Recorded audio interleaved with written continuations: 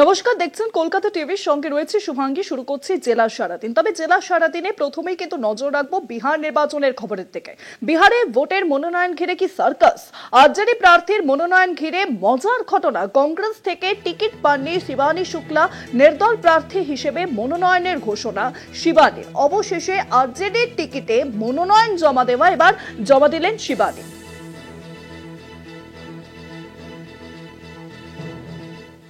আর বিষয়ে আরো জানবো, এখন নিউজরুম থেকে সরাসরি রয়েছেন আমাদের প্রতিনিধি অঙ্কুর ভট্টাচার্য। অঙ্কুরদা, তাহলে কি এবার বিহার নির্বাচন ঘিরে কার্যত সার্কাসের ছবি সামনে আসছে? হ্যাঁ, কারণ বিরোধী যে জোট রয়েছে মহাগঠবন্ধন, আজকে প্রথম দফার যে নির্বাচন 6 নভেম্বর, তার আগে আজকেই ছিল মনোনয়ন জমা দেওয়ার সর্বশেষ দিন।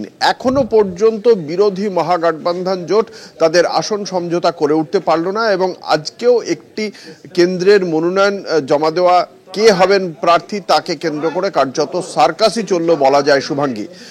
যেটা জানতে পারা যাচ্ছে যে বৈশালী জেলার যে লালগঞ্জ বিধানসভা কেন্দ্র, এই কেন্দ্র থেকে বাহুবলী মুন্না শুক্লা তিনি এই কেন্দ্রে প্রার্থী হতে পারতেন, কিন্তু তিনি জেলে রয়েছেন। ফলে তার পরিবারের পক্ষ থেকে তার কন্যা শিবানী শুক্লা তিনি এই কেন্দ্রে নির্দল প্রার্থী হিসেবে দাঁড়াবেন বলে ঠিক করেন এবং সে কথা তিনি জানিয়েও দেন। সেই ঘটনাকে কেন্দ্র করে সমস্যা চলছিল জোটের অন্দরে।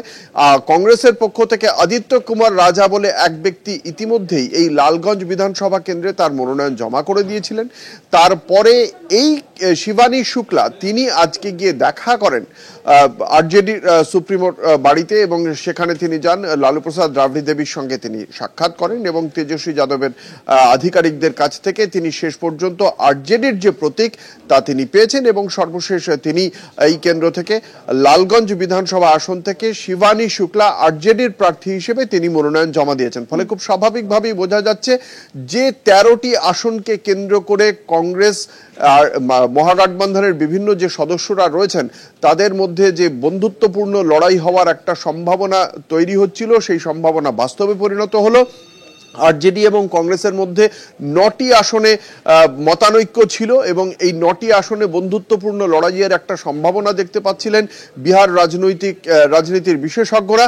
তার মধ্যে অন্যতম ছিল এই লালগঞ্জ আসন এবং সেই লালগঞ্জ আসনে শিবানী শুক্লা তিনি আরজেডির প্রার্থী হিসেবে দাঁড়ালেন এবং এই কেন্দ্রেই কংগ্রেসের প্রার্থী রয়েছেন আদিত্য কুমার রাজা। ফলে সেই কেন্দ্রে কংগ্রেস এবং আরজেডির মধ্যে বন্ধুত্বপূর্ণ প্রতিদ্বন্দ্বিতা হবে। ফলে যেখানে ভারতীয় জনতা পার্টিকে আটকাতে একের বিরুদ্ধে এক প্রার্থী দেবে মহাগঠবন্ধন এবং জেতার বিষয়টি আরো সুনিশ্চিত হবে এমন মনে করা হচ্ছিল, সেখানে আসন সমঝোতায় কিন্তু আসতে পারল না।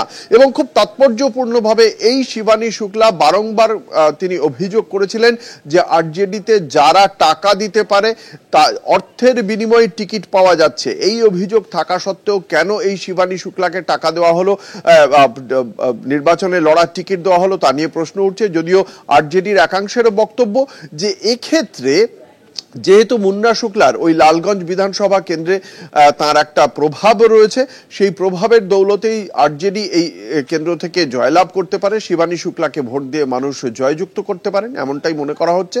তবে শেষ পর্যন্ত এই কেন্দ্রে ত্রিমুখী লড়াই হতে চলেছে, অর্থাৎ এনডিএর প্রার্থীর বিরুদ্ধে কংগ্রেস এবং আরজেডি মহাগঠবন্ধনের দুই শরিকি তাদের প্রার্থীরা এই কেন্দ্রে লড়াই করবে। শুভাঙ্গী, অনেক ধন্যবাদ অঙ্কুর দা। নিউজরুম থেকে সরাসরি ছিলেন প্রতিনিধি অঙ্কুর ভট্টাচার্য।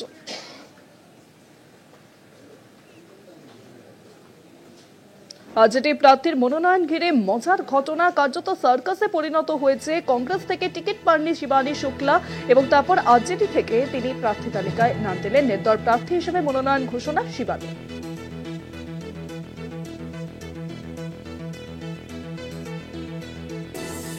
অবশেষে আরজেডির টিকিটে মনোনয়ন জমা দিলেন শিবানী। কংগ্রেসের থেকে যখন তিনি জমা দিতে পারলেন না, তখন আরজেডির হয়ে মনোনয়ন জমা দিলেন শিবানী।